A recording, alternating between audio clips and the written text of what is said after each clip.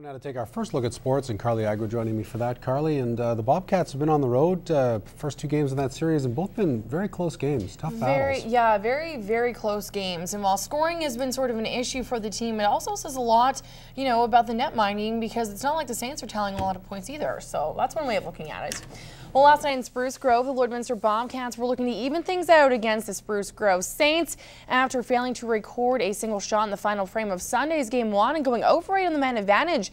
The Bobcats were looking to improve their special teams play and simply put the puck on net. Well, in the first, Kyle Harris thinks he's done just that and cracked the goose egg, but Vincenzo Marazzi gets the last laugh. He gets a hold of it.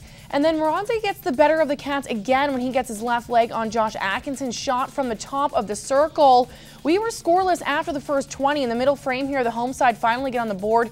Kramer Barnstable is stable on the initial shot from Matt Knoll at the point, but Tim Nolte gets some air and literally bats in the rebound. 6 players were in the crease and 1 goal for the Saints. That was the game winner. The Cats are over 14 on the power play and are now down 2 games to none. There's a look at that goal there. 6 players in the crease.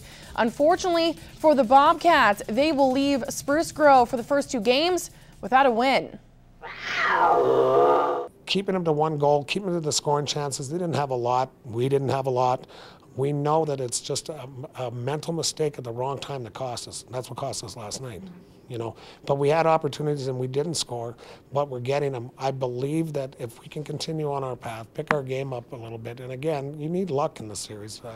Our power play has definitely got to make a difference, and we're going to work on that today.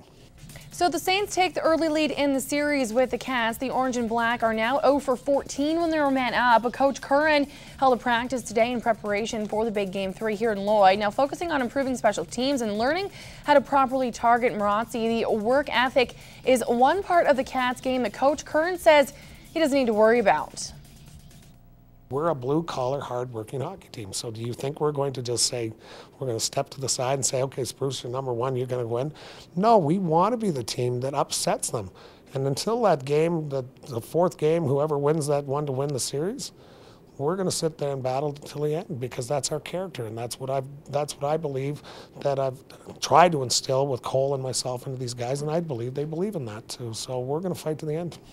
Well, the Friends of the Bobcats are continuing to receive support for their community initiative. Today, the Friends of the Bobcats had 173 people commit to renewing and purchasing season seats. The required total for the Monday, March 21st deadline is 800. In just 4 days, the support so far is very encouraging. Now, Rob Hefner, who is accepting purchases for the shares of ownership, has sold 63 of the 100 shares that are available. This afternoon, he told me that things have slowed down as he's expecting the final funds to be the most difficult to acquire. Less than 2 weeks, though, remain to sell all 800 season seats, and all 100 of those shares. Season seats can be purchased at Wednesday's big Game 3 or at the Bobcats office, and Rob Hefner can be contacted to purchase the shares. In other AJ news, the Bonnyville Pontiacs continue to battle the Fort McMurray Oil Barons in their best-of-7 series. The Barons needed extra time to win Game 1, but it was the Pontiacs who got it done in regulation last night in Fort Mac. Ryan Curran's game-winning goal came late in the middle frame, and Julian LaPlante's 36 saves certainly helped the Pontiacs hold the Barons to 2 goals and even things out with them at a game apiece. The series moves to the RJ Lalonde Arena for Games 3 and 4 Wednesday and Thursday. That is your first look at sports. Welcome back. Well, youth and experience were never acceptable excuses for the Lakeland men's basketball coach Peter Sambu. The goal coming into this season was still the same for the Rustlers team, a national title. And at times, the Rustlers proved that they were deserving of being the top team in the country. But as Aaron Strack explains, sometimes the tables can turn on the hardwood quicker than you think. Home court was an advantage for the Rustlers this season, and in the playoffs it proved to be the difference. Incredible 17-0 at home, and if we just had another shot at home here, it would have been something different. I think we'd be talking about going to Oshawa, but unfortunately it ended up the way it did. But just being at home and our crowd and just being undefeated here was awesome.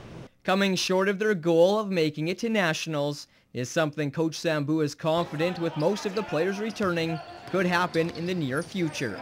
It was disappointing for us to lose the way we did, and it was a hard-fought game. Our guys played hard, but it wasn't the result that we wanted. But yeah, they definitely should put a fire in their bellies and get them back going and getting focused on getting back in the hunt of things for next year. We couldn't get there this year, but I believe next year will be more fire in guys' hearts, and nationals, win it all. That's my main focus, as well as anyone who does come here and all the returning guys too as well. Capturing 4th place in the ACAC is nothing for the team to hang their heads over. As long as we compete, as long as our guys do well academically, as long as they're on track to get their education, we'll be happy. That's the whole, pillars of the program. So, if they've done that and they've competed, and that's all a coach can ask for. With 13 out of 15 players competing for their first time in the ACAC, reaching the Final Four was an accomplishment in its own. Seeing the players progress throughout the season was important for Sambu. Our guys were great this year. They've grown since August 28th, since we came to training camp, and their growth from there till now has been a lot of growth in many ways, on and off the floor. Aaron Strack, Newcap Sports. That is all the time that I have for sports this evening.